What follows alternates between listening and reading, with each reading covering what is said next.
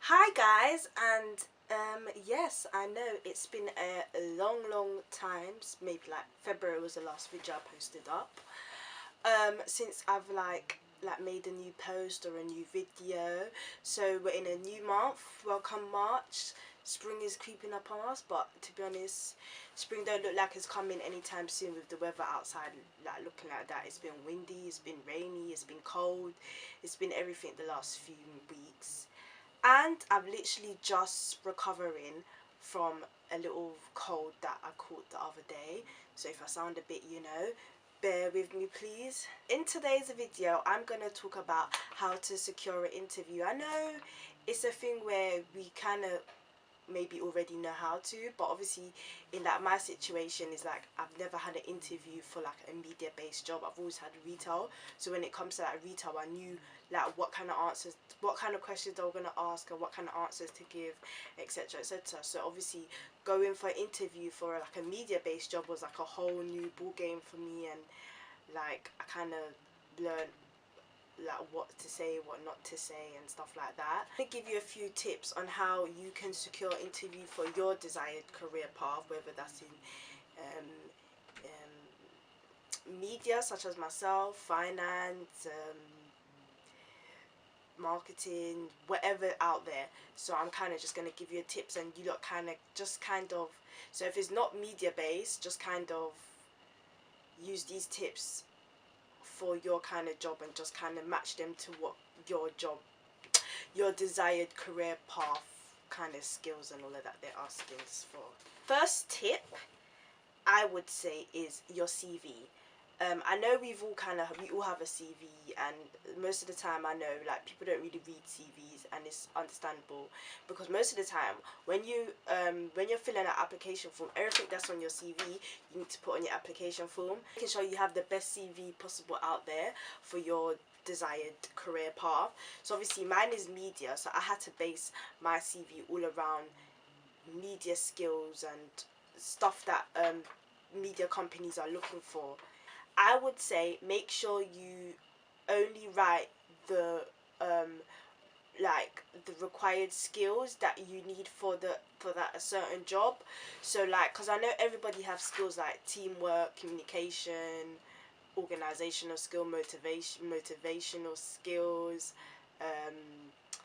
time management. Those are all basic, and I thought having those skills will help, but to be honest they're just basic. So what I had to do was add stuff like my editing, so using certain softwares, being able to use certain cameras, stuff like that. Also stuff like teamwork as well, but I had to put all the relevant skills that say production companies or media companies are looking for in candidates. Also with your job, any kind of work experience, any kind of job related thing you've done that's relevant to whatever career path you're going down, make sure you add those in. Obviously I've had bare retail jobs, but the only retail job I need to put is my most current one, and also put whatever experience such as the Sky experience, and also done a bit of experience in radio. So those are the main ones that I have on there, as well as my current job now, which is in retail. I kind of touched on skills already, but make sure you have the relevant skills, as I said. So mine, for example, are creative skills, such as using stuff like Adobe Photoshop and Premiere Pro, and even stuff like Final Cut Pro, even basic softwares like Microsoft Office and PowerPoint. You got to be able to know how to use those without assistance, because a lot of jobs nowadays require you to know certain softwares. Even if it's the basic, just know a little bit about it. Whatever you know and that you can do, make sure you put it in, because at the end of the day you might have knowing little basic skills is better than having no skills compared to someone that doesn't know how to use anything. So make sure you put that down. A tip I would say is include any personal projects or interests that you have, or any personal projects that you're currently doing or that you was involved in that are relevant to your job. that the job you are applying for. For example, I'm media, so obviously I have to make sure I mention my blog, also other little projects that I've done in uni, as well as little projects I've done on the side, whether that's helping friends, taking pictures, videos. I got to show that I'm multi-skilled and I'm doing stuff outside of, you know, my work time and stuff like that, to help build my my, as you call it, portfolio and my skills. And even using it as an example is good, because you need to be able to set yourself out from the rest. So, you know, your little project or your little thing that you've done could catch their attention. So when it comes to applying for like filling out your application, so I've basically there's a work experience I've applied for, and the deadline is the 29th of March, which is the end of this month. So I've made sure that from now I've looked over the questions, I've like kind of written out all the questions that they want me to answer on the Word document. And when I have like a free day, like a whole free day where I can sit through the application and make sure I can like fill as much as I can, I sit down and I write, and I make sure I give myself enough time to be able to look over it for any grammar, spelling mistakes, any little things I've missed out, making sure that I've actually answered the question, and also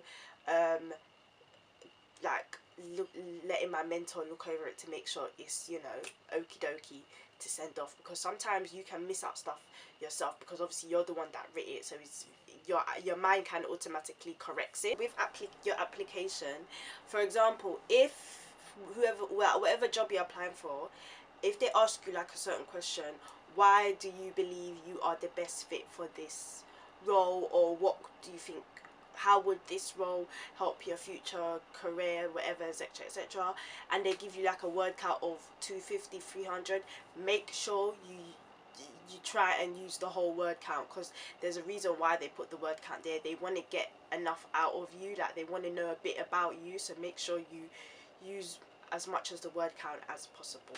Research, meaning research your employer or the company or whatever you are, or the job role that you are applying for. A lot of the jobs that I've applied for, I kind of never heard of them. So it's a thing where, and when you're like applying for the jobs, they kind of want you to be interested with it in their company or their business or whatever. So a lot of them were like production companies, and some of them I've never heard of.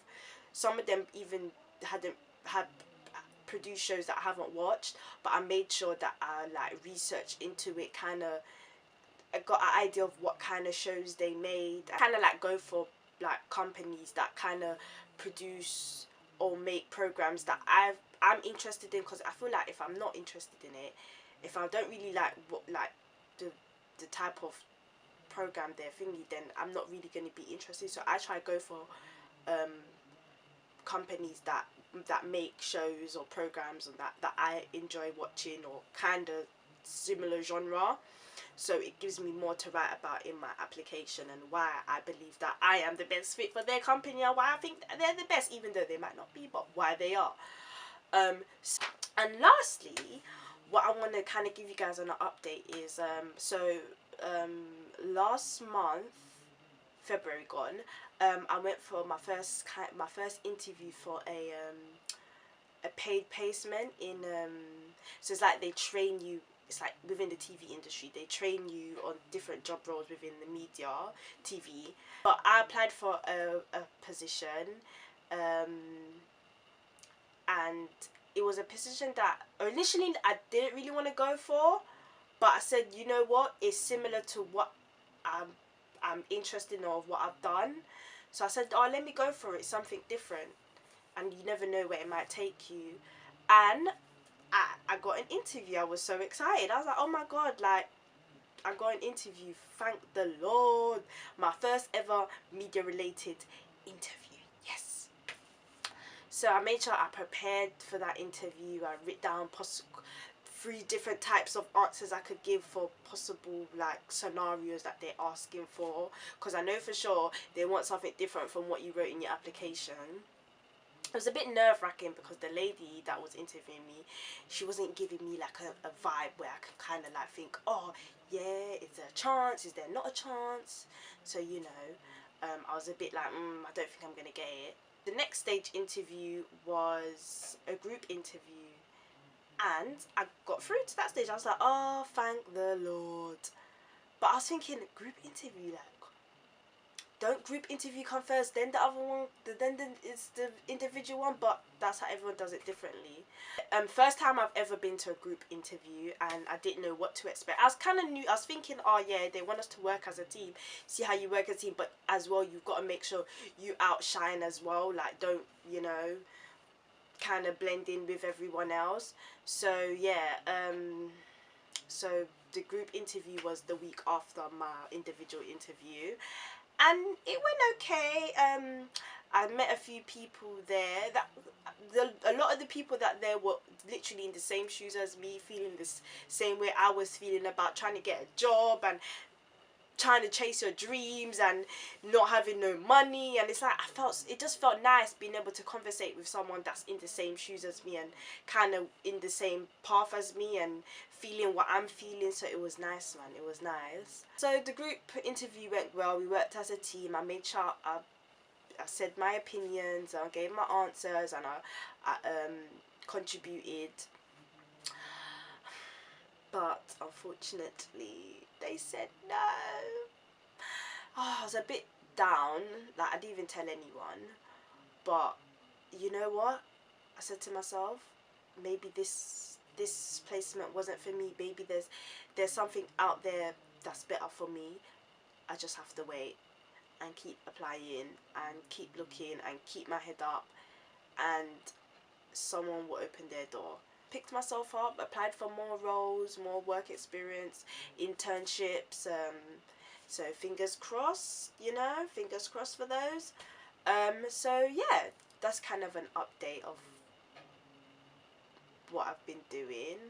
So I just kind of wanted to share with you guys of how I successfully got my interview, and hopefully these tips will help you guys when it comes to applying for jobs and what to write and what not to write. And yeah, and I feel like if you kind of like find a structure and the main stuff when it comes to applying for other like job roles, it's gonna come easy to you, and like you already know what you want to put down.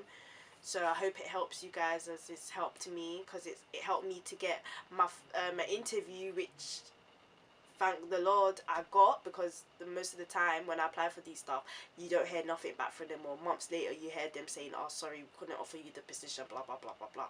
So yeah, fingers crossed, we will get there, guys. We will get there. Wherever your journey is, wherever my journey is, we'll get to where we want to get to in the long run. Just gotta be patient, work hard, stay motivated, and yeah, what will be will be. So thank you guys for listening and reading and keeping up to date with my progress, and hopefully I will be back with some exciting news, or maybe not exciting news, but be back with something. So yeah, thank you guys, bye.